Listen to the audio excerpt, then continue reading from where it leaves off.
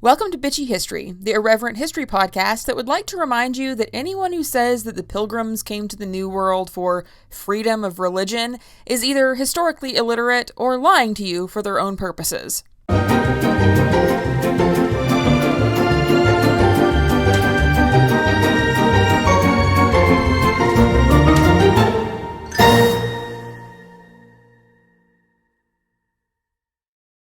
right, guys, so I've got a guest for you this month. This is our guest episode for the month, and today we're talking to Elena. You want to introduce yourself a little bit? Sure. My name is Elena Bowman. I am a researcher writer at Columbia University.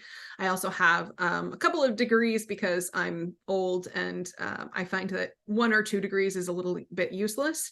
One of those situations where the more you learn about a given topic, the more you understand that you have so much more to learn. And so we are here. I am the author of 3 different high school textbooks. And so that's partly what we're here to discuss is the history of the Puritans and how we're still seeing them as really primary influences in American culture 400 years on, still dealing with these guys.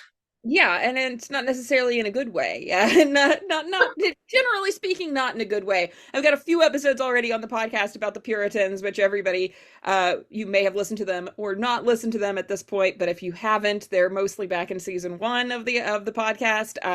Got an episode on the witch trials, which spends a little bit of time on the Puritan witch trials, but also the European ones. And also, of course, I've got episodes on the first Thanksgiving and some other information about the early Puritans and how they influenced the beginnings of American culture.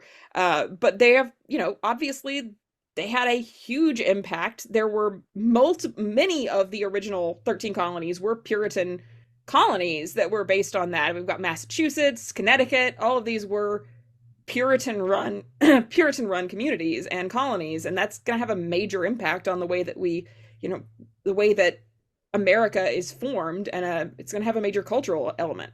Yeah, and I think it's also worth noting, first of all, that when we first got together to sort of start talking about this, we put together some notes in a document and just sort of, like farted around a little bit about concepts. And we talked for 3.5 hours the last time we had a meeting about this. That is to say that their scope is not limited. Their scope is almost infinite in American culture and frankly Western European culture. Although the Puritans were largely reactionary against the current, I should say their contemporary Western culture, but their presence is still absolutely keenly felt. We see it particularly in our brand of consumerism capitalism, and particularly these days in the self-care community, which is certainly something that we want to address later on. Yeah. So why don't we start off by talking a little bit about what the Puritans are and kind of how how we should look at them in the context of history. I always like to say that there are separatists and then there are separatists, because you've kind of got a section of like 3 different separatist groups during this period of time. They all come from the same Puritan line, which I think I've mentioned this in an earlier episode, but they all come from the same group in England, where you have these Puritans who are pulling away from the Church of England. They think the Church of England is still too, still too much like the Catholic Church. They're too indulgent. They like fancy things too much. There's too many rules and dogma between you and God, all of that. And so you have this group, and they kind of make everything miserable for everybody for a while, because they're not really happy letting other people believe what they want to believe. They want everybody to be a Puritan. Oh, it's almost like there are parallels to contemporary America. Almost. It's very strange. So then you have a group of these Puritans who are being too, the king is admittedly, the England is admittedly kind of oppressing them. I'm not going to say they weren't. And so you have a lot of them who decide they're going to leave. But contrary to popular opinion, they did not leave for America. They left for Holland because the Netherlands is one of the only countries at that time that has actively a law in the books allowing freedom of religion at the time, which made them a very open society. They still had some problems with Catholics, but after the Spanish Inquisition, everybody had some problems with the Catholics. Let's be fair here. But they allowed, Jewish people, Protestants, Puritans, everyone to practice their beliefs. So you get this huge section of them moving into Leiden, which is my old stomping grounds in grad school. And then you have that group who pretty much stays there, except for a very tiny splinter group of them who decide that Holland is too progressive for them, right? They're worried about the fact that Holland allows people to believe anything they want. And so that's who become the pilgrims, who then head off to America, because the only way that they can handle society, right, is to be we're going to protect our children from outside influence and things like that by So living basically American fundamentalism and the homeschooling community in the 1990s. So yeah, yes. the Duggars, right? It's the Duggars, except in the 1600s. That's essentially it. And that's how I usually explain it to my students, because it's several break-off groups, splinter groups, that get progressively more regressive, I guess. Right? Yeah. So, it's crucial that we first identify these mysterious Puritans. And yes, you're correct that there are separatists and then there are separatists. We've all heard the word puritanical used as a pejorative, right? It usually indicates like someone who's really uptight and aesthetic and, wears colorless clothing and a scowl and a funny hat with buckles. And while I do love Charles Schulz and Charlie Brown, I did go back and revisit the Thanksgiving special and found myself just like my heart sank a little bit, because there's that like white nostalgia of I really wish this is how things worked. It is not. Having said that, it is still a narrative that we're really dedicated to in this country. We have collectively bought into the fairy tale, and that's partly because for many reasons, but partly because we're anti-intellectual and we're anti-history, just in general in this country, because being historically accurate would require us to negotiate with national sin, and we're not always willing to do that. Right. We're not comfortable admitting the problems of our past. Right. So, the Puritans, it indicates a time where, women had no rights outside the home, children were meant to be seen and not heard, but that's also an overly simplistic description. The Puritans played games and sang songs and made special recipes that they passed down from, mother to daughter. They read together. They did refuse to observe Christmas, which is funny, given that it's the 23rd of December today. I find that that's an interesting, maybe connective tissue there, that they regarded Christmas as too secular and too pagan and frankly too jolly, but they were also the instigators of the Thanksgiving feast, which of course did not go down the way that you and I and Norman Rockwell were taught that it yeah. But there is a logical balance between the stereotypes. So before we can really begin to approach the Puritans as an entity unto themselves, we have to understand a little bit more about the Anglican Church, which was essentially a pseudo-religious organization, but was far more interested in politicking proper. Of course, the Anglican Church emerged out of King Henry VIII and his multiple wives and his desire to get a divorce, and so on and so forth. And so the Anglican Church was seen as largely let's call it maybe the expression of indulgence, maybe religious and theocratic indulgence, where we had a king who was very wealthy and wanted his own way, and so we created new rules around him to satisfy him. Right, because this is during the period of the Reformation anyway. You've got this Reformation going on in Europe, and I've always viewed it as being like King Henry is like, that's a cool idea. I don't have to listen to the Catholic Church anymore. That seems smart. I'm gonna do that myself. But of course, he's not doing it for the reasons that Martin Luther is doing the same thing. He's doing it for his own gratification and not just about theological differences.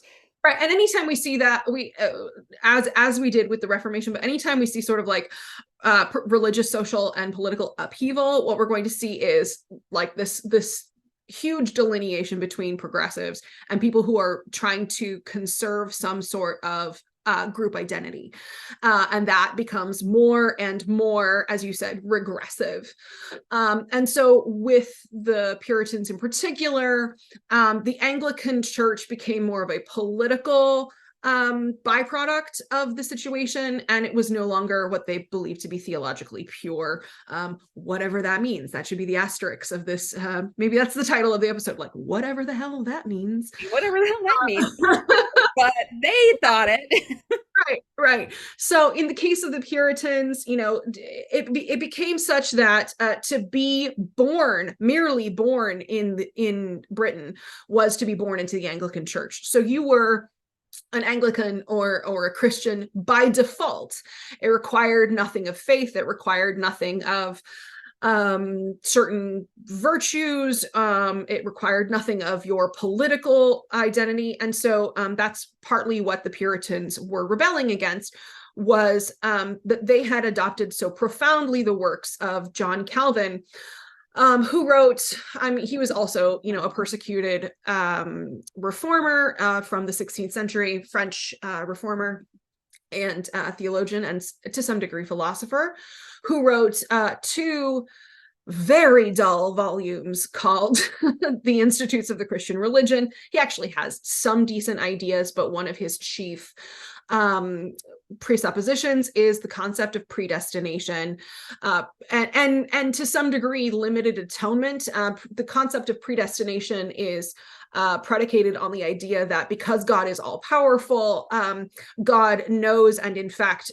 more than just having foreknowledge, actually does predestine the events of the world throughout history. And therefore, we don't really have free will. We don't really operate in a space of volition, but we are really reactionary to a pre-planned path that God has set from the foundation of the earth. And so, the Puritans take that a little bit further. John Calvin does talk about the predestination of the elect, the idea that, the people whom God has chosen for himself cannot be unchosen. So if you are destined for heaven, there is nothing you can do to necessarily lose that salvation. However, the counterpart of that is somewhat less gracious, somewhat less generous, that if God has destined you for perdition, there's also nothing you can do to change your state of grace or your state of ungrace. That's not a word now. If you're destined for hell, you're going to hell. There's nothing you can do about it. Sorry. Which, brings a lot of problems into their religion, which we probably won't get into right at this point. Right. But it is just such a hard line religion where it's like you're either saved or you're not saved, and there's nothing you can do about it. And it kind of throws the idea of redemption out the window. This idea is completely gone in Puritanism. And it affects everything. So these are also people who would have limited their education, particularly female education, but also social education, to the Bible and the Book of Common Prayer. So these are not especially educated people. These are, as you said, hardline. It's a hardline or very dogmatic religion, but it also informs the way that they look at everything, the way that they move through the world. So they get to Holland and they say, no, we are the elect. We are predestined for glory and for, manifest destiny ultimately is where we're headed. And as a result, they're looking at all of these other people who are enjoying and practicing freedom of religion. And the Puritans decide, no, we can't have that. That is absolutely antithetical to our existence. And so they move to what is eventually to Massachusetts colony. But that concept of predestination informs everything. It informs the genocide of First Nations and Native peoples because they are somehow not elect. And it also defines the way that they're going to treat the poor, the way that they're going to treat people who are enslaved groups. They're going to treat every marginalized and oppressed group as though that is somehow a condition of, basically a condition of deserving oppression. Right. Yeah, which is enormously problematic, right? Because why should I be compassionate towards a person whom God is so clearly punishing? Right. Like you clearly deserve whatever has happened to you. If you're poor, if you're sick, if you're, you're enslaved, this was God's plan for you the entire time, which it's highly problematic. And though I guess they get points for not trying to become missionaries and convert everybody, but they also just kill everybody. So I'm not sure that that's necessarily an improvement. no. An improvement upon, say, like the Spanish settlements here. I think that what we have here is a little bit more isolationist, to their credit. At the same time, this idea, and we're seeing it playing out in real time, the 23rd of December of the year of our Lord, such as it may be, 2023, we are still encountering this same rhetoric, right? That God destined me for this land, therefore it is fine by any means necessary for me to occupy such a space. Right. And it has a lot to do with things that are going on right now in the Middle East and things as well. That we just see that influence over and over and over again, where it is this, this constant, we think we're special, that there's some special space for us, that we're allowed to do these things. And definitely plays into like American foreign policy and things like that. Yeah, American, certainly that, but also, as I said before, Western expansion, manifest destiny, the fact that I and you have experienced in our profession numerous people, typically on the more administrative side, who view education as a sort of consumer product and therefore want that product, that education, to be packaged in such a way that does not question manifest destiny and some sort of divine revelation around our country, our nationality, our social identity, which is everything we do is right. Enormously problematic. Yeah.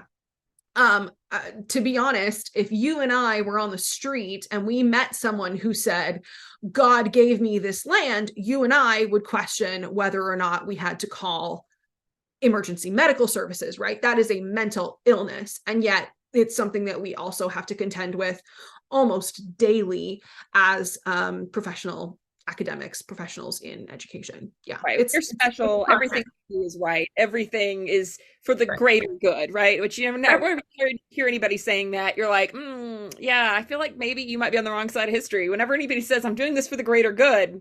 Yeah. I mean, anytime we talk about American exceptionalism, which is constant right now, we even see in the UN where we have objective national sins when we are making a travesty of our position in the world.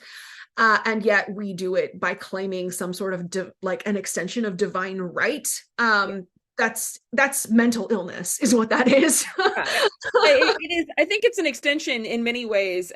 Despite the fact that the Puritans definitely did not, they didn't truck with monarchism, right? They didn't really like the whole king thing. They didn't like that.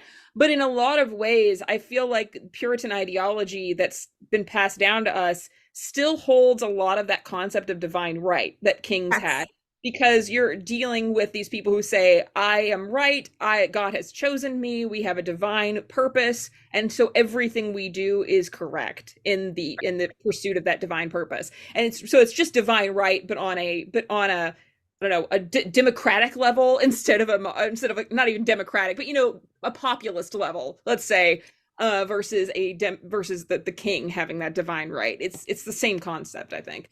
Yeah, I agree. It's certainly they're certainly bedfellows. What I think is probably, well, let me back up. Okay, so William Bradford writes of Plymouth Plantation, which is really our first, along with maybe the Mayflower Compact, it's our first witness to history around the Puritans. It's also written in third person, which I think is ironic because he writes of himself as though he was a character in his own story. And it's interesting because he's clearly setting out to write a history, and yet there's so much, it's honestly drenched with theology. It's drenched with magical thinking. And so I actually pulled out a portion here that I thought would be interesting for you. Many became enlightened by the word of God. Again, he's writing this as a history, but we're also invoking deity. Kind of strange. The Puritans didn't necessarily believe in divine revelation, so it's not sure how they're making these assumptions that God has told them such and such. But we have here, many became enlightened by the word of God. This is they're on the ship, and their ignorance and sins discovered onto them, and began by his grace to reform their lives and make conscience of their ways. The work of God was no sooner manifest in them, but presently they were both scoffed and scorned by the profane multitude. And the ministers urged with a yoke of subscription, or else be silenced, meaning shut up or get with the program.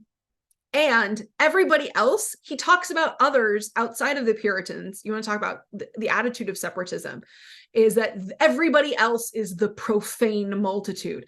Bizarrely, American evangelicalism has carried this on. We talk about be not of the world, etc. And then we have some chapters later, we have a young man who was a sailor on the Mayflower, who actually curses a bit. And yes, yeah, terrible sin, terrible grievance, and trespass against the sensibilities of the Puritans. And so William Bradford writes that God struck him dead. Yes. This poor unfortunate young man, we don't actually have any like historic, there's nothing in the record, there's nothing in the archives about him, what illness he was struck with, nothing. We just know that God struck him with an illness, he died, and they threw him overboard. And that was, of course, connected to his sin of swearing. God was, Of course it was. I'm sure it had nothing to do with the rough sea crossing, the scurvy, it couldn't have anything to do with any of that stuff. Of course not. Has to do with offending God's sensibilities, or rather the sensibilities of the so-called people of God, the people of God. Yeah. Makes me wonder how often God has wanted to strike me dead. I like a good F word or two, or many more now that I live in New York. So it's just the way people talk. You can't not do it, right? But then again, studies have shown that people who curse more are more trustworthy. So, and I think that has a little bit more to do with the self-righteousness of religious people who don't curse than it does with the actual cursing. But that's just my theory. I don't know if it's because I've become more impulsive, or if it's more that having moved away, or moved into more of a deconstruction space, moved away from, as I said, the 1990s homeschooled child. As I was raised, the closer I move into academia, the more you realize that cursing is a perfectly linguistic expression of whatever, and it is so elastic and so easily adaptable for our needs. You can use the word fuck for so many things, and yes, we can curse on this show. It's always rated. It's always rated. It's always rated for not kids on when I post it online. So we can. It's such a wonderful word that can be used in so many ways. I love it. So I think the next, probably the next line of thought here is that the Puritans did not arrive with any sense of religious freedom. That's very, very important to touch on that the Puritans did not believe in religious freedom. They believed in a theocracy, and were not interested in having non-Puritans join their society. In fact, in order to vote, you had to be obviously male, you had to be a landowner, and you had to be in good standing with their church, which of course is going to lend itself into the sort of culture of oppression and silence that inevitably is going to lead to the witch trials and other right. Well, I mean, it's so many times I'm dealing with students, and one of the things I start off with when I talk about the Puritans is asking students to define what they think freedom means, because I want my students to kind of have that in their mind as we're discussing this. I'm like, what's the concept of freedom of religion, freedom of speech, those kind of things? What do you think those things mean? And then turn it around and be like, is this really why the Pilgrims came here? Is freedom as you have defined it, does that have anything to do with what the Pilgrims came here for? Which is always a very elucidating moment for them, I think, when they realize that they have been lied to from the very, very beginning of saying that the Pilgrims came here for religious freedom, which is just not. It's patently untrue. They came there. Also worth noting that the Puritans were considered cults. It was considered a cult in Western Europe.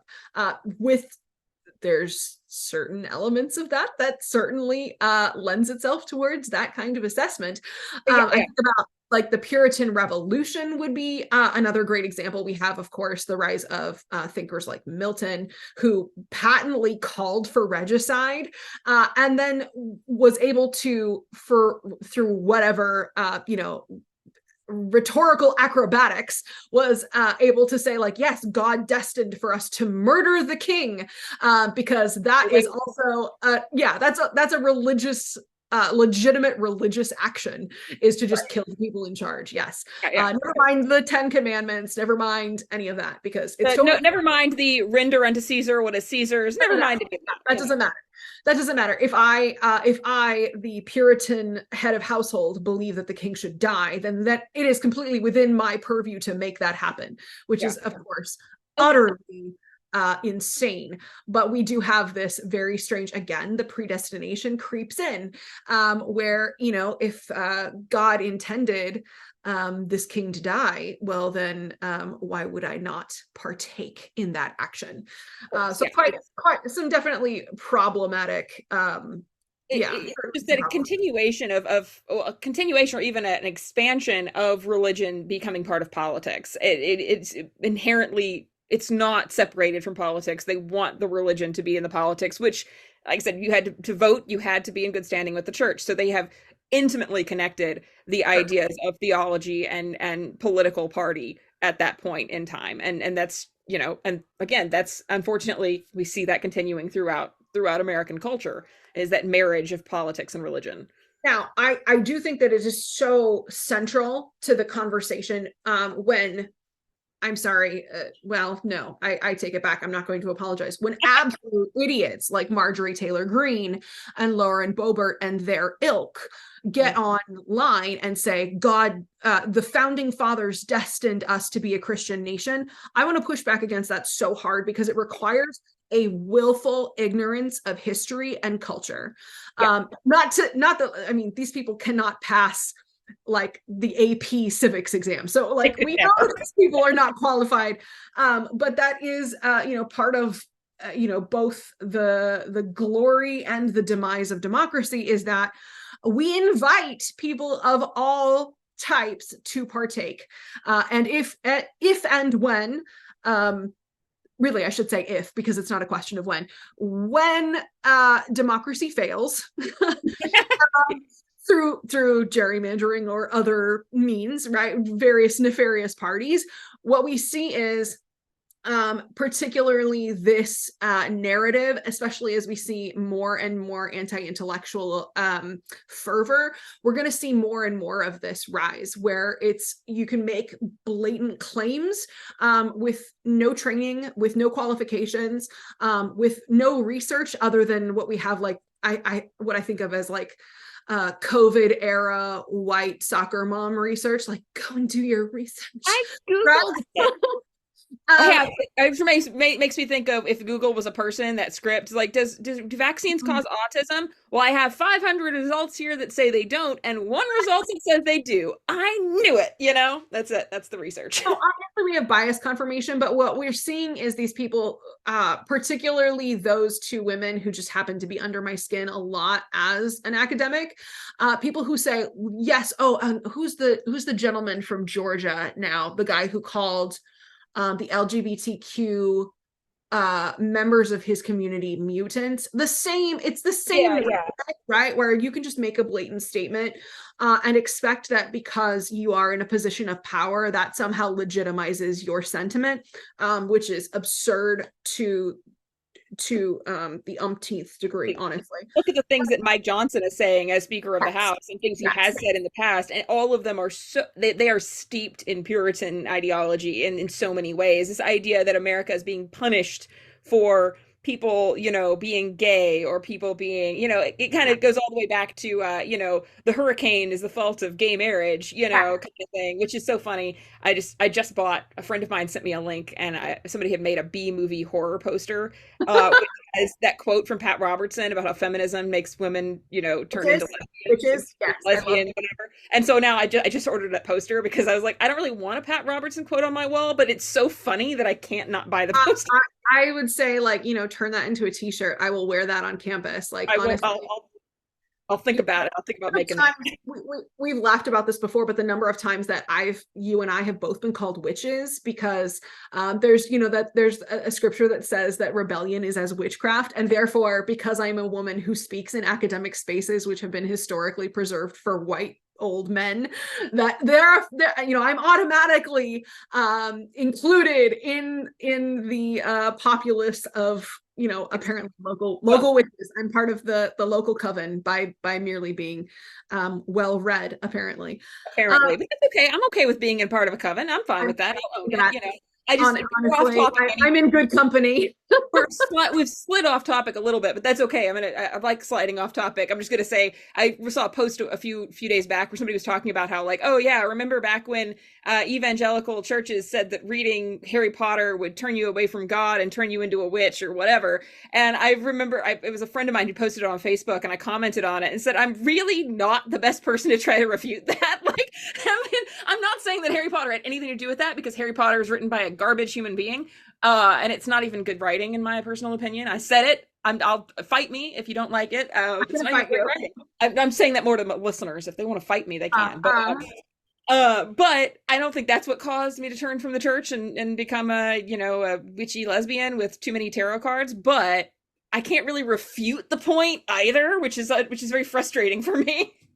Well, I think any organization that is predicated on exclusion, right? There are we enlightened, white male, etc., everything else in parenthesis derogatory, and then there is them, the others, the people outside of the circle, the magic circle, maybe, but the people outside, where any kind of disagreement is not just annoying, even pejorative or libelous, but it's actually demonic, right? The number of times where I was told, full disclosure to members in the audience who don't know me as well as Meredith does, I did teach at a religious school for 5 years when I started teaching. Before I was working for charter school, so I didn't really have to deal with sectarian or parochial content. But it was so hugely impressed on me that I was meant to uphold and preserve as sacrosanct this narrative that the United States is above reproach, and that any sort of contention was in fact demonic, which is why I only lasted 5 years. I'm very surprised that it lasted that long. Amazing. I'm amazed you made it that long, quite frankly. I don't think I could handle that. I used to substitute teach at a middle school, which was not religious, but it was a charter school here in the Phoenix area where I live. And I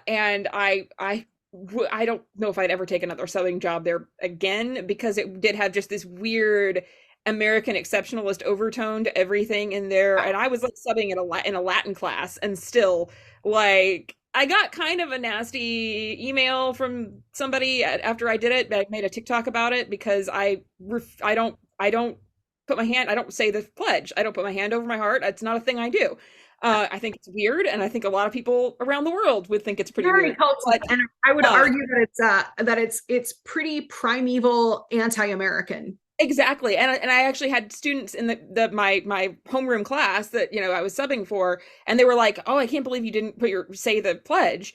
And I don't make a big deal out of it. It's not like I make a stance and tell the students about it, but they noticed, because middle school students do. And I was like, "Well, you don't have to say the pledge. Most countries don't have pledges to flags. That's not a thing. Like, if you go anywhere else in the world, they're not going to do that." And they were like, "But isn't it illegal?" And I was like, "No, you're perfectly within your rights not to say the pledge. It's completely legal. The Supreme Court said so." And then after I stopped subbing there, apparently some of the students stopped saying the pledge because they didn't want to. And whether they did it for logical reasons or not, they really thought it through or not, they didn't want to do it. And they might have done it because they're just, be edgy teenagers. But the teacher in question was a little bit peeved that I had told the students that they didn't have to say the Pledge of Allegiance. And I was like, they asked me a question, I answered it honestly. I'm not gonna lie to the students, unless it's inappropriate content, And honestly, when we're so you open your question, you open your class with what is freedom. I open many of my classes by having my students close their eyes and describe the 4th of July. And this is another interesting concept. What do you hear? What do you smell? We've got fireworks and barbecue and whatever. And the question becomes then, which of those are symbolic of America? And which ought to be, right? Yeah. What have we established as more like a dogmatic, pseudo-religious ritual, and what is actually symbolic of what we believe and hope for our nation? And those are really important to delineate, because if you believe that it's okay to lead your, I mean, I think about like the Pennsylvania State House 4 years ago, right? Like, do you believe that it's right to pray and read the Bible in public as a public official, versus in the safety of your own home, in the privacy of your own home? And what is it like to actually force other human beings into your religious experience? Right. And that is ongoing. The fact that we're seeing people like Tim Scott say, the government is not supposed to direct the church is supposed to direct the government. Or maybe that was Boebert, I don't know. They're honestly so A lot of at this point, yeah. where it requires a really willful ignorance. And frankly, it's pandering, and we all know that it's performative pandering. But the fact that that's even allowed to be said in public by a public official is so misleading. And again, I will protect your right to be an idiot. You have every right to be an idiot. But when you're in a position of authority, and then that becomes your messaging to your constituents and to the country at large, because frankly, the algorithm of everything, the algorithm of modern America is such that it rewards bad behavior. And Yeah. rewards sensationalizing, right? And so we have these people saying like the founding fathers, blah, blah, blah. Well, okay, let's take a look at those founding fathers, shall we? Like, the Puritans are not worth emulating. They were dangerous people. They were oppressive, abusive, They and killed Quakers. Oh no. Like they were executing people for not following their religious beliefs. And that is something that I find that especially my students are very shocked to learn when I start talking about their execution of Quakers. And I predicate it with the fact that yeah, the Quakers were kind of a doomsday cult, and they were a little bit annoying, and they probably showed up in town and caused a lot of disruption. But being an asshole isn't illegal. Like, it shouldn't be something that you get killed for just because you believe something that is that just because you're a little annoying in the public square. That's not a good reason to be executed. And that's not how this is supposed to work, and not if you believe in freedom, right? And they clearly did not. Yeah. I think we also see the echoes of that ramification with people like the GOP right now, where they're invoking, I mean, to some degree, we certainly see it in certain pockets in the liberal movement, when we invoke God for any reason, for any purpose. But we see it especially in the GOP, the right wing religious side of that, where God chose me to. We see Mike Johnson talking about how his wife has bruises on her knees because she's been praying, and I mean, that was just a meme that wrote itself. It did. I don't know what he was thinking, but it was it did write itself. Right. And this comes from, again, you cannot have the Puritans without having volitional, intentional ignorance and the repression of education, right? You can't have that. That's why, by the way, the same methodology that Moms for Liberty are taking, right? We don't want our kids to be this way, therefore we are going to restrict their access to education, restrict their access to information by sensationalizing it. Oh no, we can't have the one about the penguins, the gay penguins. We can't have that because it's got pornographic material, right? We just sensationalize ad nauseum because if we take it to extremes, oh no, we're showing our kids, someone's showing my kid porn at school. It's the same methodology that the Puritans are using to say we will not truck with the Anglican Church. It's extreme. They're demonic, whatever, and literally using mythological terms to describe your political or ideological opponent. Right. They are. Yeah. It doesn't get more base than that, to be like, I don't like you, therefore you're possessed. I don't right? agree with you. And it's instead of having a conversation about why it is you don't agree with that person and trying to come to, some sort of middle ground or some sort of discussion, it's just you are an evil person. And if That's you're the one writing the books, like Bradford, going back to On Plymouth Plantation, when you go back and look at that, so much of it is it's so propaganda based. It is by no means a honest historical look at the founding of the Plymouth colony, because what you're looking at is this, everything bad that happens, he writes about it like, oh, this is just God testing us, and everything good that happens is like, oh, we're being rewarded by God. And it has nothing to do with, the hard work of the people in the community, or the hard work of the natives who actually saved their asses, right? Who they would have died without these native tribes doing so many kind things and cooperating with them as equals. But everything about that is just God coming in and helping them, and that's how they justify then later massacring those same natives. And I think there's also something here to be said before we move on from like the original Puritan colonies, is the way in which we have, I would say preserved, but honestly, it's a false preservation. An ode to white nostalgia.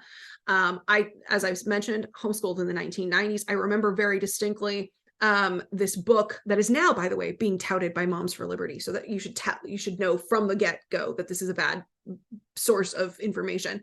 I remember my mother, we were reading a book called The Story of Liberty, which is actually by an author whose name I can't immediately recall, but he's from Irvine.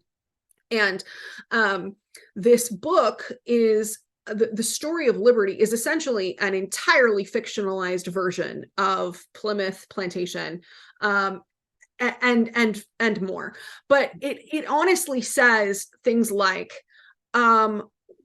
that the Puritans were blessed because Squanto had already been kidnapped previously by English speakers. And so it was a divine appointment that the previously enslaved Squanto was there and could translate for, and that was a divine appointment. Never mind the fact that this poor person had been at the miserable hands of enslavers who believed him to be a savage because he didn't speak English. And right. The fact that this book was trying to honestly fictionalize a traumatic event and twist it's the same people who say, like, well, we're going to talk about Prager later, but the same people who are like, well, yeah, but African-American slaves didn't have it that bad. Don't take that out of context, Meredith. Don't put that on TikTok. People who say, those people who were enslaved, at least they got to meet Jesus. I mean, I'm sorry, but fuck that. That narrative cannot persist, and yet it does. That narrative that was coming out in those Florida history standards, where they're saying, oh yeah, but they learned marketable skills while they were enslaved, so it was okay. They came out better in the end. And it's like, that is so just mind-bogglingly awful. Though I have to give credit to the book that you're talking about for at least being honest about Squanto being enslaved, because I don't recall ever being taught that in school. Like, it was just kind of like, oh, there's Squanto and he magically knows English and he's friendly with these people. I don't remember them ever mentioning that. I will say half a point for effort on giving that information, at least, I guess. I will say, to her credit, I was homeschooled and I was in the homeschooling community. At the same time, I was somewhat isolated in that both of my parents are highly educated. They were not coming at it from a religious bent necessarily. Both of my parents went to USC for broadcast journalism. My mother has her master's in philosophy and her doctorate. So I was also learning in a different space of the homeschooling community. It was quite,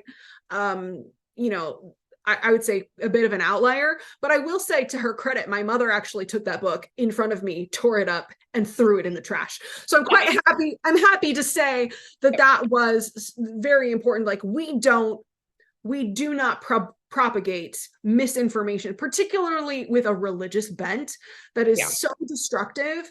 And just going on with that, I had a very similar experience. I was only homeschooled a few years. I went to a Christian school in elementary school, a private school, which less said about that, the better. Like, my parents were Trump. Right. Fort Smith public schools were not that great. I grew up in Arkansas. I'm not going to say that the evangelical Baptist church that ran the Christian church I went, or Christian school I went to, was any better, but they were giving an effort.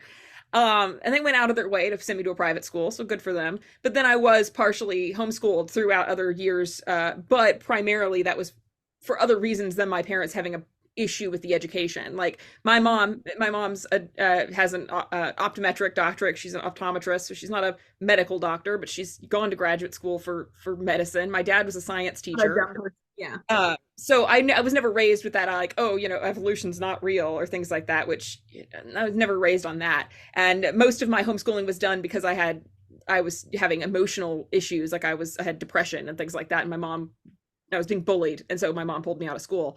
But they same thing. They were not homeschooling me from a religious mindset. I think the closest we ever got to really religious content in my homeschooling was Susan Wise Bauer's books, because she used she has this classical education model that my parents used, but really we have to talk about the classical model.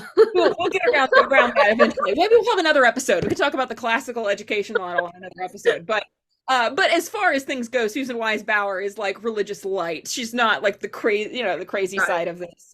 If Susan Wise Bauer hears this, I'll have you on the podcast to talk about it. I will. Susan would love to discuss, especially because you're right in saying that she was sort of religious light, because I think of like Beautiful Feet and Sunlight and all of these other, Becca, Bob Jones University, which is not accredited, number one, and also, if anyone is listening to this who is considering moving to Pensacola, do not move to Pensacola. I beg of you, please spare yourself the therapy bills. It's Florida. Nobody should be considering moving to Florida anyway, but still. Yeah, we should have another episode and talk about homeschooling, because I think we would have so much to talk about. Absolutely. Let's do it. Yeah. Again, we see the Puritan influence there, where, education is so belittled because all you need is faith. And honestly, fuck that narrative. All right. So I guess the next part of the question is, how do we see the Puritan outlook on life, perspective on life, really perpetuated in 2023, right? How do we see that still? Part of it, of course, is what we've said about these fictitious historical narratives. The fact that I love Norman Rockwell, and did he get it wrong? Yeah, of course. I love Charlie Brown, and did they get it wrong? Yes, of course. But I am still negotiating with the difference between my white nostalgia about loving Vince Guaraldi and his jazz trio, and also learning to navigate what do we do exactly when our traditions are in their very nature negating the pain and misery and oppression that we have perpetuated against other people. Exactly. So it's the nature of Americana, where we enjoy it. Like I love Norman Rockwell, and I try to focus on the parts of Norman Rockwell that most people don't focus on, which I love the pieces that he actually did do pieces on institutional racism. He did things on those areas, and when I mention my classes, it's always those pieces and not the rampant Americana that he produced for other magazines. He produced some very iconic images of racism in America, actually, throughout his work. So I always enjoy those. I think as historians and, students of history, I wouldn't call myself a historian. I think I know too little. But I think that part of what we must contend with, especially as educators, is the balance between sources that are problematic and whose authors are problematic, and sources that also, in spite of those failures, also teach us something about culture and society and how we've come, how far we've come or not. And so, you were even mentioning Rowling earlier as, what did you call her? A garbage human being or something like that. And that's perfectly valid. But, there's also something to be negotiated there as someone for whom Harry Potter was transcendent, right? Yeah. Is it brilliantly written? No, not really. But it was, what we're missing is the social inclusion of feeling that this story was being told for me. What if I was exceptional? Which, again, I'm a white woman. I don't need to be told that I'm exceptional. I live in the United States. But there is something, about having waited in line for a first edition, or going to the movies, or the fact that I actually didn't encounter Harry Potter until I was married and my husband read them to me while we were moving across the country because he was in the military, right? Like, there's a lot of nostalgia that comes with that. And I don't want to undo that nostalgia, but I also want to be able to hold complicated conversations in both hands. I want to be able to say, I want people to be safe with me, and I want to communicate that people are safe with me, which may mean the exclusion of certain childhood books. And that should be okay, because people matter more than my nostalgia. And so Right. there are complicated conversations, and I wish that we were able to have those conversations about the Puritans. I See, wish brought so. it full circle. About Brought both is exactly it the full case. circle. Yes, we have to have that conversation. We have to be able to say, look, it's okay to enjoy the Charlie Brown Thanksgiving special. Nobody's telling you can't enjoy that as a moment of nostalgia, as a moment of childhood memory. That's not the issue. The issue is separating the fact from the fiction. And it's like I feel the same way about so many things, where it's just you can enjoy this story, just know that it's not true, and you have to unpack the things about it that aren't true in some concept, some context, or you're just you're believing a lie, which is not helpful. And I think there's something also so very precious about being able to have nuanced conversation, particularly with your children, because it's a little strange that I'm 35 and revisiting Charlie Brown. But again, I'm a classical pianist, so I've been trying to pick up a little bit of Garaldi in my spare time. But if I was a parent, I would be having a very different conversation about this. I would probably make sure that my children understood the context before just feeding it to them wholesale at 5 or 6 years old. Let's go watch, the Peanuts skating on the pond, right? Let's understand maybe the fullness of this. And that's not to say that I believe in censorship. I don't. But I do think that we have to have these conversations in responsible and somewhat didactic ways. And I think it's important because as we're talking about like how the influence of Puritan culture has affected us culture, Puritan ideas have affected us culturally. There's so much of that in the problems that we have, dealing with mental illness, things dealing with, with poverty in this country, dealing with self-care, things like that, where it is the Puritan ideologies are so sneaky and so much a part of our society that they damage us, and the way we exist in society, the way we exist with our own bodies and things like that. It's inherently damaging to our psyche in a lot of ways because it's snuck in there so much, and it becomes an important discussion. Yeah. So if we fast forward some 300 odd years from the instigation of the Puritan presence in the North American continent, we would see things like this narrative around particularly toxic narrative around welfare queens, right? That to be on welfare is somehow to be deserving of poverty. Or that what is that horrible, like pull yourself up by your bootstraps, and you're like, Yeah. okay, what bootstraps, John? Right. What exactly does that mean, and why do we still to this day honestly participate in this kind of idolatry of wealth, that the person who has billions of dollars, not that there are ethical billionaires in any society, but that somehow that person is intellectually superior, morally superior, and God has blessed them. We may not say the last part out loud, but it is understood, right? That Bezos or Musk, or insert your current Marvel villain, what we're having there is this understanding that they built themselves from this backyard garage, whatever that They're rich, so they right. must be good, right? There's something positive about them in some context, because if they weren't good, they wouldn't be wealthy, and that's such an obviously wrong concept, but America has that idea a lot. Yeah.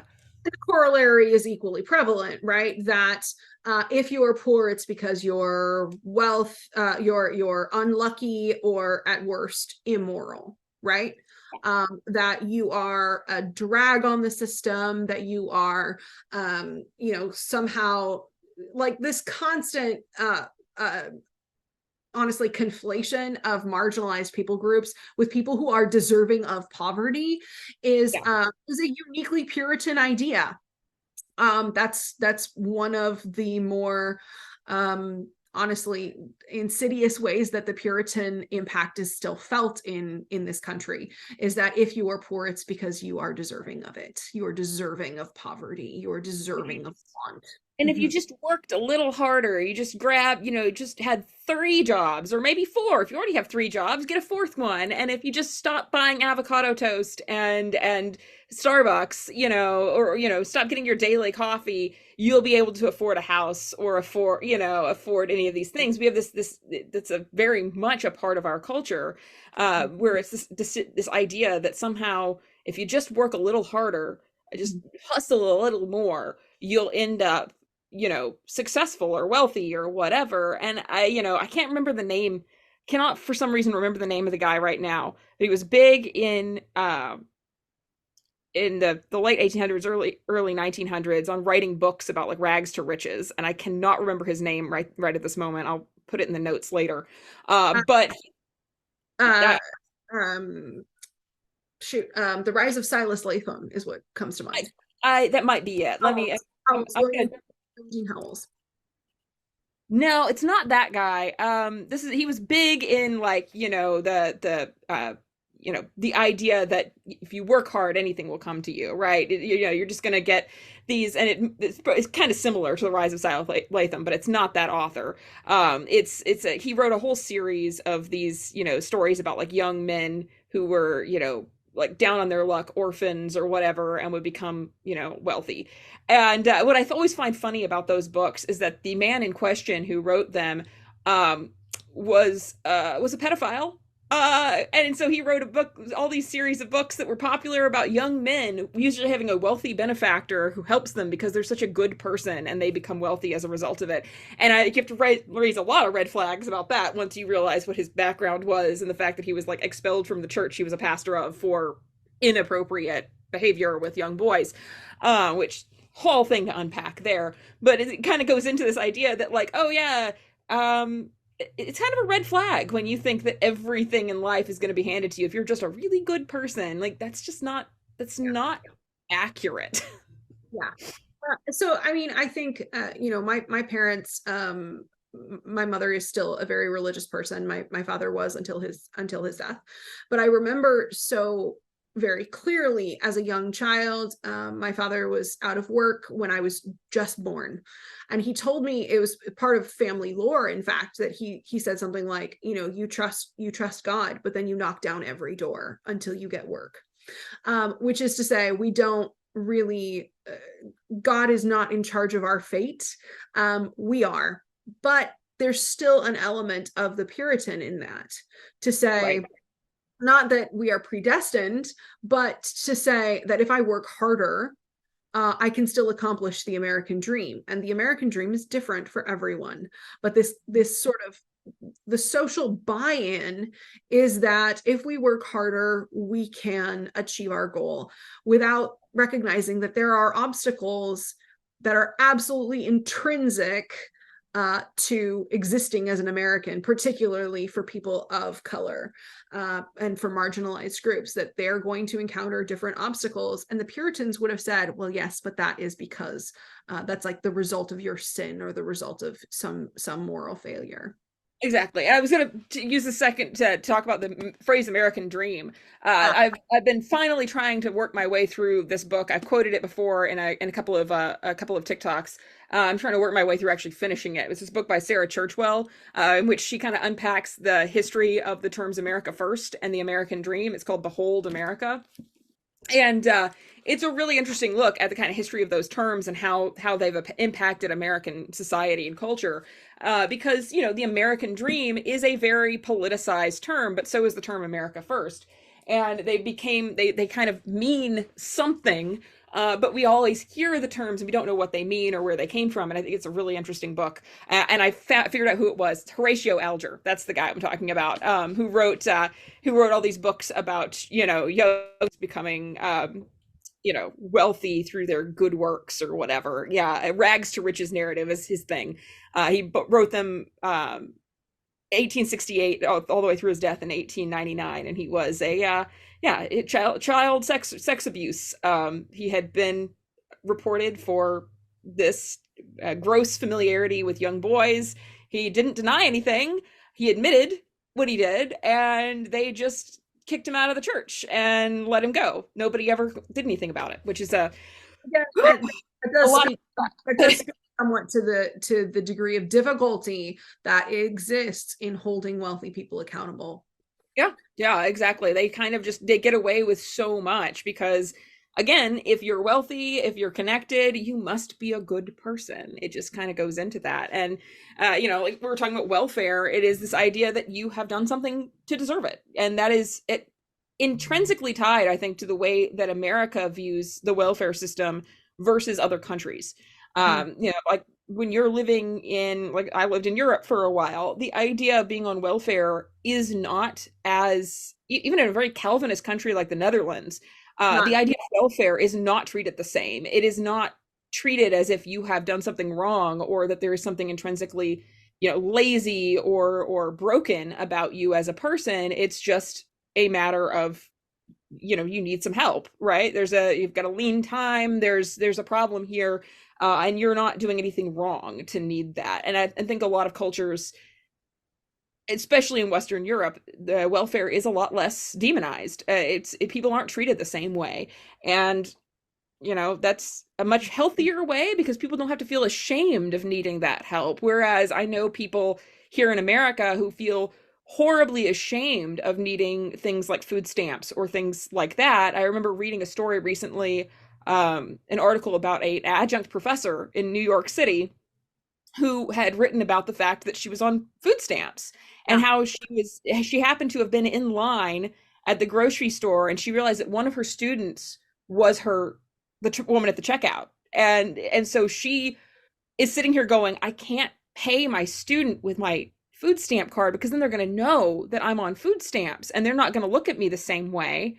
Even though the problem here is the fact that a woman who's teaching at multiple colleges in New York City is on food. The problem is not her. She is not doing anything wrong. She is not at fault for this. She is taking advantage of a service that she needs because someone else is disrespecting her. Right. So the story is that you as a moral entity have failed rather than that you have been failed by an external system, right? And so, what we're seeing with the Puritans is this, honestly, what I find to be quite astounding is that this runs really contrary to everything that we know. For a particularly religious group, they did a really shitty job of following any of the actual mandates of their own religion, which is, of course, to say, take all you have, sell it, and give it to the poor, take care of the widow, the orphan, and the stranger. And of course, those are things that we still, even as a post-religious country, we still can't get that right. No, we can't. That the same people who say that this is a Christian nation because our founders willed it, which again is so ignorant that it would take an entirely separate episode just to address that. The same people who are making those claims are also saying that if you need a handout, it's a moral failure, rather than saying, hey, it is my responsibility to make sure that the homeless in my community are being taken care of. It is my responsibility to create a social environment where people can thrive. Right. Instead, we have this patent worship of billionaires, which I find to be right. And then they say, well, we don't want taxation or a welfare system because it should be the responsibility of the people, the church, to do these things. And it's like, okay, but you're not doing it. So the solution here is not to say the government can't do it, but also we're not going to do it because it's immoral to help somebody who's being punished by God, right? They're being punished, so they should just stay that way. And we do see that a lot. And of course, what you're saying here about like the Puritans being really bad at practicing what was actually in the Bible, we see that so often today too with the evangelicals who are for some reason still buying into the Trump, the Trumpism, which is wild to me on so many levels. But you do see that. I remember seeing a few months back a story from a pastor who was talking about the fact that his parishioners told him he was being too woke Yes. because he was preaching about the Sermon on the Mount, and so Jesus is too woke for them, and that is just, you know, it is the same thing, right? They want a very particular form of Christianity. They want a very particular form of Jesus, and that bears a lot more similarity to the Puritan ideologies than it does to anything in the Bible itself. I've taught Dostoevsky for years and years, and one of my favorite episodes to teach is out of the Brothers K called The Grand Inquisitor, and it's this story that I think a lot of literary nerds and historical nerds are very into.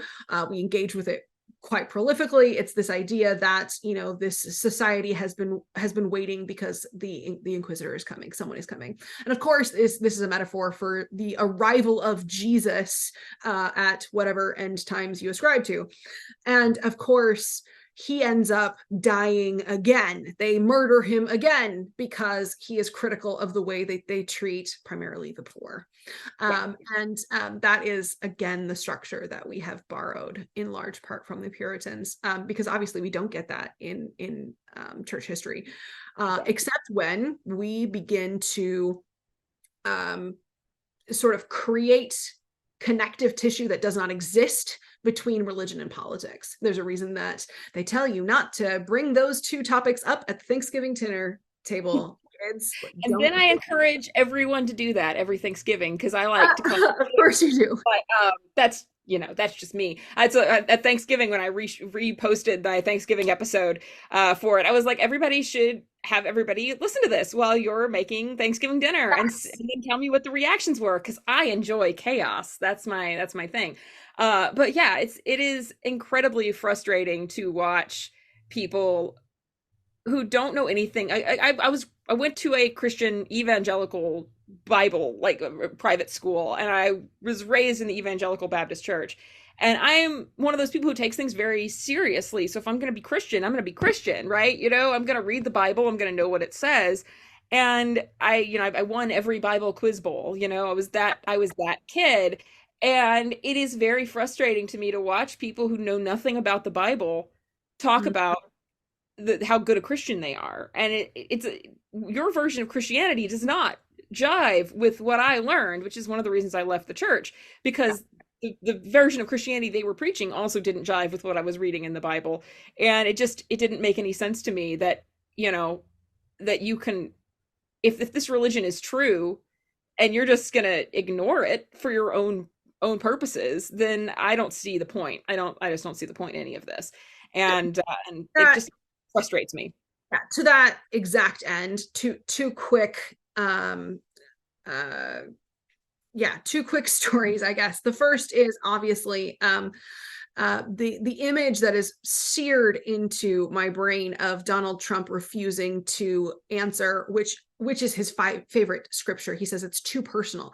That's mostly because he doesn't know that there are words in the Bible. He held it upside down. He can't read it anyway. I mean, the farce is insane, and the levels to which we are willing to cater to the billionaire man-child Cheeto monster is absurd. But because he is willing to align himself for the first time in his life, I might add, with some sort of religious code, it is pandering at the most base level, but people are willing to buy it because he's claiming to be religious. So there's the first thing. The second story is that when he was elected, I was asked to be on a panel for World Magazine, which is an evangelical magazine. At the time, I was already leaving the church. I had joined the Quakers because they are a little bit closer, at least in practical speaking, to where I align myself. I don't believe in the supernatural, but they do allow you to ask good questions, and they are anti-war. What you're saying is the Puritans would definitely have hated you. They definitely would have taken you. Absolutely. They hated the Quakers. Absolutely. And especially as someone who has experienced military culture, the Quakers were definitely the way out of the dogmatic evangelical church in my case. But I remember sitting there in this room, and first of all, we were asked, it was just like female leaders from the community or something like that. The parameters were intentionally vague. And we were asked to watch the inauguration of Donald Trump and then to comment on it. And I was one of only two women. First of all, I was one of only two women in my 20s, period. Everybody else was considerably older. And I was the two of us were the only two who had not voted for Trump. And when the mic got around to me, I said, frankly, the reason that I didn't vote for him is because I will not vote for someone who has in public admitted to committing felonies. And of course, I was referring to his sexual assault, which we have on tape. But the woman behind me, who was in her, I think, 70s, interrupted and asked to take the mic from me. And because I am not a confrontational person, gave her the mic. And she said, I just want you to know that I have been fasting and praying, and God told me that Donald Trump never did that thing. Really? God was talking to you? That statement alone requires a lot of unpacking. Honestly, the mental illness and the delusion that is so imperative to that stance is really deeply troubling. And it's not isolated. That is everywhere. God has told me such and such. If God is speaking to you, dear reader, please go get medication. Right. I wonder if maybe the fasting might have had something to do with the hallucinations. Just a concept, right? I remember, fasting being a thing in the evangelical church as well. Like we would participate in these fasting events and things like that. And it is that moment of they push you to a level of exhaustion and physical need that you do begin to hallucinate. And it is, then you're supposed to believe that is a spiritual experience when it actually is just your body crying out for help because you are tormenting it. And that's not healthy. But they think it's a religious experience. Ooh, we just had a religious spiritual high. But yeah. One of the best statements I've heard was something like, I thought as a child in the evangelical church, I thought I was having a religious experience. Really, I just liked live music. And I think just go to a Taylor Swift concert and you'll get the same experience without all the baggage that you need to unpack. Go to a concert. I think there's also the fact, something I remember being a child, you said you were part of a Bible bowl or something like that. Bible quiz bowl. Yeah. Bible quiz bowl. Okay. So I was involved very heavily in an organization called Awana, which is a Bible memorization program. And to some degree, like it gave us a way to, play games and compete. And it was sort of like Bible Boy Scouts, imagine. But I remember being 4 years old in the Sparkies division of this club. And yes, there was, weekly Bible memorization, etc. But we began every meeting on Wednesday nights at 6:00 by praying, number one. Number two, saying the Pledge of Allegiance and then saying the pledge to the Christian flag. Yes, dear reader, there is a Christian flag and people pledge allegiance to it. But I remember being a little bit older and starting to ask the questions of like, why are we saying the Pledge of Allegiance in a religious affiliation? Why? And it's so conflated so early on that to be American, you have to be a Christian. That's what makes you a patriot. And that's so pernicious. It's so toxic to say that there is only one way of being an American and there is only one way to be an evangelical. And it requires this sort of unholy concoction and very heady at a young age. When you're taught at 4 years old, you say the Pledge of Allegiance as I guess you could say maybe as an expression of your religious ritual, which is very concerning. Yes, it is very concerning. And you end up, this is something I'm teaching this class on American history from 1945 to present. So one of the readings and sections that we're talking about next semester is talking about this, that shift in like in the religion part of America, which becomes a far more prominent part of politics during the Cold War. It becomes, I mean, obviously Yeah. the Puritans have had a long running impact on us, Yes. but the very obvious politicization of religion starts, you know, during the 1950s, while we're kind of in conflict with the, you know, with the atheistic communists, which is a lot to unpack with that. With that. A lot of willful ignorance there. A lot. Yeah, a lot. I mean, there is certainly some atheism going on in there, but there's the religion is way, we ignore the religious aspects of the Soviet Union way too much, but that's an entirely different episode. But yeah, so it was this, you know, it comes into play where we start to really push this evangelical side of Christianity in the 1950s, and then it only gets worse. Like from the 1950s on up to the 1980s, it really just grows into a monster, and then, you know, gets pulled into the Republican Party in this massive way during the 1980s. I don't hate Reagan as much as most people hate Reagan. Like I have a much more nuanced view of Reagan in many cases. But that is one thing I'll never forgive him for, which is, you know, sucking the religious right into the Republican Party. That one was a major misstep on his part. I don't think he really realized how bad that would turn out, but yeah, it's a matter of a B-list celebrity with arguably limited talent wanting to make a name for himself on the political stage. And so again, we have this sort of unholy matrimony of Reagan and Falwell, which just becomes cataclysmic. And we're seeing that you know, Donald Trump is honestly just the inheritor of that as a political policy. And I mean, at least Reagan had a little more political experience than Trump did. Yeah, certainly there is some similarity there. Sure. But we also see with Reagan, you know, the complete abandonment of, frankly, what the Republicans, the potential for what the Republican Party could have been, which is to say small government, etc. You know, most people don't know that Reagan actually put into legislation the first pro-choice legislation in California, and then changed his mind because the original behavior and attitude of the Republican Party towards the issue of abortion was that it was none of the government's goddamn business. Yeah, and I mean, if you look back at a long history of that, I always find it very interesting to look at like Focus on the Family, where Dobson was very much pro-choice at a certain point in his career, and then everything flipped eventually when abortion became a hot button issue for the evangelical church.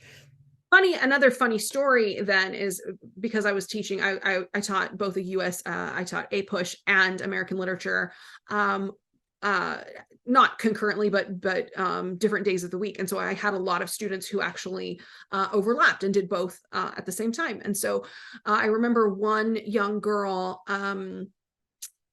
who asked me, Rebecca asked me, what was the Puritan attitude towards abortion? And I thought that was such a fascinating question because, of course, at the same time we were reading Hawthorne.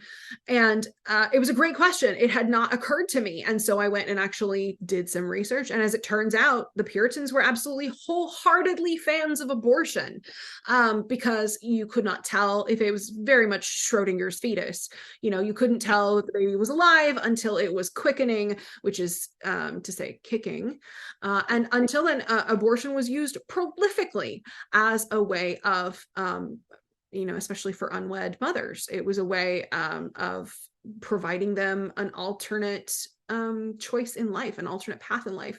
Right. Now, was it used really to benefit women? Of course not. But no, but it's not something that maybe the more religious constituents of the GOP would probably not love to know, that these Puritans they otherwise were absolutely pro-choice. And I have an episode you may have listened to it, it's towards the beginning of the first season, on the history of abortion, which is, I mean, abortion does not become a topic of legal debate in America really until after the Civil War. I mean, there's a few scatterings of different laws, most of them saying it's illegal up to quickening, which is again a very that's a very vague thing, and also, you know, a woman could easily lie, right? It's not exactly that difficult. What's so interesting there, But what's so beautiful there is that it relies on the woman to tell you what is happening in her body, which I think is quite, quite telling. quite telling. Yeah. And so, yeah, we don't see that politicization and the legality of that come up until we get to until that post Civil War period, and that has a lot more to do with white supremacy than it does, which is a different discussion. But though Yeah. related to Puritanism in several ways, I suppose. But it certainly comes up into that discussion. So yeah, this has been a really, really great conversation. I think we really made a lot of connections here on the past to present. I'm sure there's going to be some people who are mad about it, but I mean, if they came onto this podcast Yeah. not expecting us to rip on Marjorie Taylor Greene, they were on the wrong podcast. I'm pretty sure I've made fun of her before on the show, so I don't think that's going to be a surprise to anybody. Man, that woman lives in my brain rent free for sure right now. Unfortunately. And the answer to the unspoken question is yes, the Puritans are still felt today. They are absolutely still an influence. We see it even in the self-care industry right now, where we're being into, particularly, I would say, the pernicious whiteness of self-care, where even self-care is only available because you deserve it, right? Go ahead, treat yourself. You deserve it. And this concept that you cannot even access, you ought not to expect to access good things unless you deserve it, is deeply problematic. We need to be very conscious of the way that we are communicating that. Of course, it's a consumerist message. Self-care is just one more way to, buy Sephora. But this contribution to consumerism, we see it every day. The impact of the Puritan philosophy and social theology. Yeah, every day, everywhere, every cornice. I think it's like I said, it's very sneaky. It's snuck its way into every part of like American culture. It's just in our society everywhere, and it's kind of terrible. Saying nothing of like the more brash, like slut shaming, that all comes from, it's the same place. It's the same place. All the same thing. And I mean, they might have gotten it right on allowing abortion, but that they weren't doing it for the right reasons. There's so many things with the Puritans where you go, they weren't terribly wrong about that little tiny thing, or they weren't terribly wrong about that, but none of it's for the right reasons. They always believe it for the wrong reasons. I mean, even the foundational aspect of he who does not work shall not eat.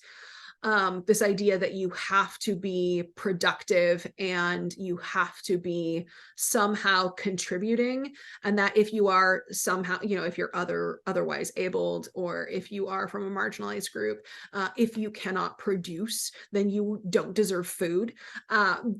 It's backwards. It's frankly evil, and it's absolutely present in our society. Yeah, absolutely. Though I guess with the he who shall not eat, work shall not eat, at least I understand contextually that the problem there being that they had a bunch of gentlemen who didn't believe that they should have to find things, which they were just literally not contributing. They were like, I'm here to find gold, and that's all I'm here to do. And it's like, that's not how a society works. You guys all work together, or else, And I have so many problems with John Smith. I've talked about him on before. I have so many problems with him, but at least contextually, I understand what he was getting at in that moment. But yeah, if you can't work, you can't eat. That is an unhealthy way to look at society. It really is. Right. Yeah. That's also something that we see the difference between, Plymouth plantation versus Jamestown, where one obviously was far more secular. And yes, we had the second born son who, couldn't find his, couldn't come into his inheritance in England. And so therefore had no marketable skills, no training of any kind. And yes, believed that he could come to Virginia and just pick up gold by the wayside, which, lovely delusion of the 17th century. But what we have with Plymouth is something far less compassionate, right? That if you are young, for example, you shouldn't eat as much because you can't contribute as much. If you are weak, if you are female, you should not eat as much. You cannot participate in the spoils because you have not been productive enough. And I would say that that's absolutely something that we still We still believe Right. it. It may be implicit, but it's certainly still Oh, present. I think it's very much implicit, and just as a like final note, that idea of like the women not contributing as much and things like that, and they don't deserve anything for it. Like we see that today a lot with like stay-at-home moms, right? This idea that their job isn't that hard. They're not really contributing much. Not that special. Like they're not doing much, and it's, so they don't deserve a day off, or they don't deserve self-care, or any of this stuff. It's frowned upon. It's like, ugh, that she left her husband with the kids so she could go to brunch. Like how irresponsible. And I I, think a lot of it goes back to that. So I want to push back just as a final note, right? Like I want to push back yeah. against this idea that you need to deserve anything. Deserving Yeah. implies that there's some sort of moral connection between having those needs fulfilled. It should be something more like treat yourself not because you deserve it, but because you need something. That's allowed. You're a human being, and therefore this ought to be available to you, whether or not you believe that you have some sort of moral obligation. um yeah, yeah, Work-life balance. you can edit that out later. No, no, no. I think that's important. I think it's important to remember, like, that a lot of our bad relationship with work-life balance goes back to this like kind of inherent idea of worthiness based on how much you have accomplished. And that's not a healthy way to run society. And it's very much an American problem. Certainly the work-life balance is a problem in other places in the world, but you don't see it as much. We were talking before we started recording about like Scandinavian Mm. cultures, right? And how that is, the work-life balance is a little different. They have a different understanding of that.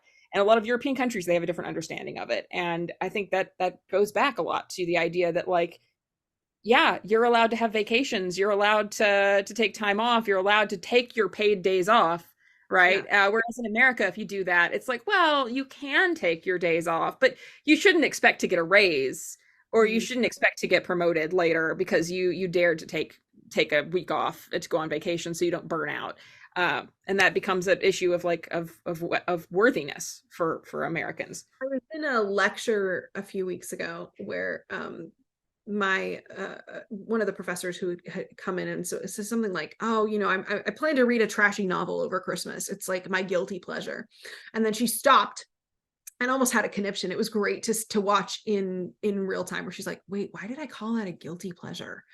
What do I have to be guilty about? Why is this idea that pleasure must always come at the exception, right? Like pleasure must be somehow um, inadmissible to me simply because pleasure is somehow pejorative, right? And so we watched for a few minutes this woman just sort of work things out. It was sort of like, I don't know, watching, I've never actually met an experimental physicist, but I imagine that would be something like trying to, quantify some obscure theorem while she was trying to think through it for herself on the spot, partly for our benefit. But why is it that I believe that this pleasure is somehow guilty? Why have I designated one particular joy of my life as being somehow morally negligent? And I thought that was quite beautiful. Right, um, where it's like watching somebody in real time unpacking the Puritan baggage of our society. It's great. yeah, it was a marvel. And she even said, I wonder where that came from, what Puritan corner of my brain Where did that crawl out of? Yeah. gave that. Yes, where did that come from, that I somehow felt disconnected from myself because of my need for pleasure, or my maybe desire for pleasure, that is somehow a moral failure that I have, that I must feel guilty about. Thanks a lot, Puritans. Thanks a lot. Lots It, to unpack in our emotional baggage there. Yeah. So this was a really great episode. Thank you so much for coming on. I'm sure we could talk for ages more, but we can come back on for another episode. We'll do a homeschooling episode. It'll be great. oh, and Prager, don't forget Prager. And Prager, we got to work on the Prager thing. We have a file folder titled Destroying Prager. So we'll revisit that later, definitely. So yeah, obviously I'll post a link for any areas that for any like social media that you're on. Where can people find you? Let's see. These days it's mostly TikTok and Instagram. I have some big projects coming out that I will post that you guys can find. And Adderall was had by all. Merry Christmas. Legally, all of us. It's all legal. Have a great day, guys.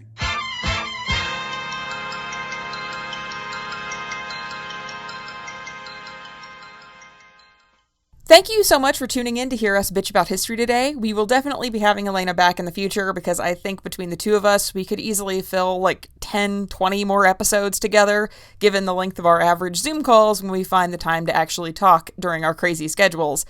A reminder that my Ko-fi account is still accepting donations to support my conference attendance for this year, and anything helps. I just booked my hotel for the Pop Culture Association's national conference last week, and that was like $500, and I'm not even staying in the nice conference hotel. So, help me not starve, maybe? And another reminder, Bitchy History Podcast merch is now available through TeePublic instead of Printify. Printify was a nightmare and a half on my end, and it wasn't that user-friendly for my fans either, apparently. I got several complaints about difficulties ordering things. You can find the shop at teepublic.com/user/bitchyhistory. There's also a link on the Bitchy History Substack if you want to buy merch. There's even a few new pieces of merch out now that were not available on the Printify store, so check that out. I'll see you back here next week for another episode of Bitchy History.